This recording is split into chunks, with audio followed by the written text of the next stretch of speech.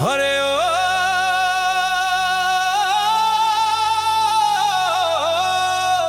तोहरे बिना ए जान दिलवा ना लागे हो। हाय सजना तोहरे बिना हमरो नींदिया ना आवे हो।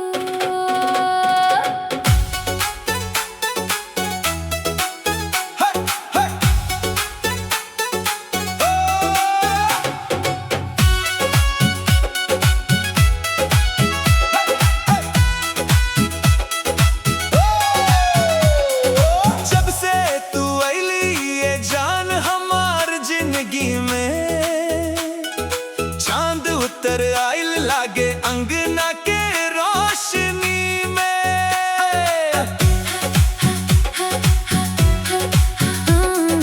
तोहरे हंसी पे दिलवा हम हार गईनी।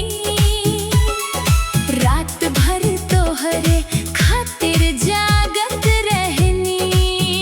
तोहरे बात सुन के दिल मुस्काला, प्यार के रंग हम पे चढ़ जाला।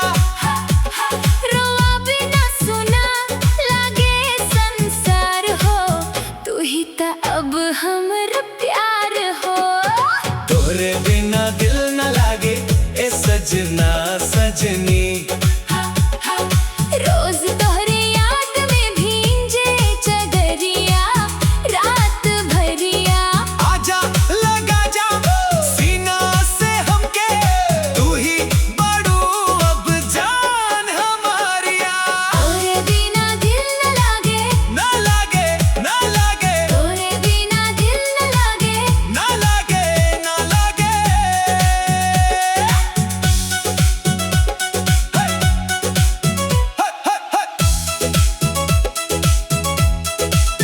ओ गोर गोर गाल पे लाली खूब सोहे, चलत बाड़ू ता पूरा मोहल्ला तोहे देखे।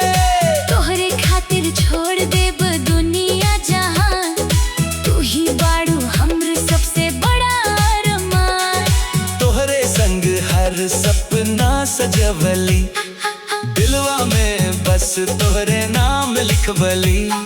सांस में बसल बाड़ू खुशबू बनके, रहब साथे जन्म जन्म भनके। तोहरे बिना दिल न लागे ए सजना सजनी।